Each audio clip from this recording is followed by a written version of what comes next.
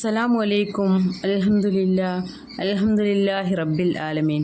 നമ്മൾ എല്ലാവരും ഓരോ ബുദ്ധിമുട്ടുകളും വിഷമങ്ങളും അനുഭവിക്കുന്നവരാണ്.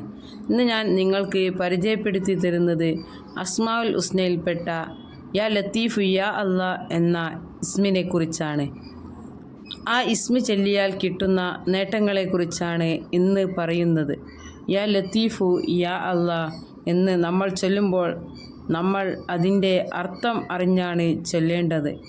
യാ ലത്തീഫു യാ അല്ലാ എന്നതിൻ്റെ അർത്ഥം മയം ചെയ്യുന്നവൻ, ദയ കാണിക്കുന്നവൻ, സൂക്ഷ്മമായി അറിയുന്നവൻ അല്ലാഹു. അൽഹംദുലില്ലാ 129 പ്രാവശ്യം അല്ലെങ്കിൽ 133 പ്രാവശ്യമാണ് ചൊല്ലേണ്ടത്. ഈ എണ്ണത്തിന് അനുസരിച്ച് ചൊല്ലണം.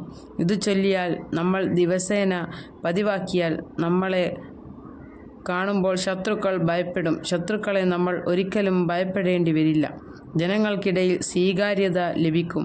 അതായത് ജനങ്ങൾ നമ്മളെ ഒരുപാട് ഇഷ്ടപ്പെടും. മൂന്നാമത്തേത് സാമ്പത്തിക ഐശ്വര്യം ലഭിക്കും.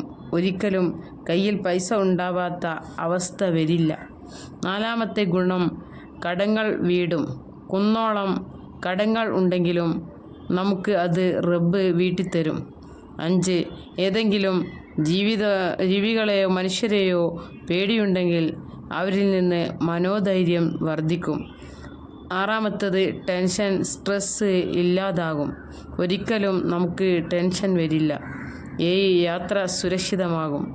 8 മുതലാളിമാരുടെ അടുത്തു നിന്നും സ്വീകാര്യത ഉണ്ടാവും.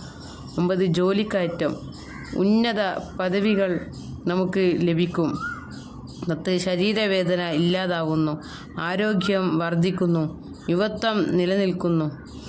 11 സ്വഭാവം നന്നാവുന്നു. നമ്മൾ നല്ലവരായി മാറുന്നു. 12 എല്ലാ ഞെരുക്കങ്ങളും ഇല്ലാതാകും. എല്ലാ ദിവസവും സുബഹിക്ക് ശേഷമാണ് പതിവാക്കേണ്ടത്. 129 പ്രാവശ്യമോ 133 പ്രാവശ്യമോ പതിവാക്കുക. ജീവിതത്തിൽ മാറ്റം ഉണ്ടാകും. അപ്പോൾ വീഡിയോ ഇഷ്ടമായെങ്കിൽ ലൈക്ക് ചെയ്യുക. അസ്സലാമു അലൈക്കും.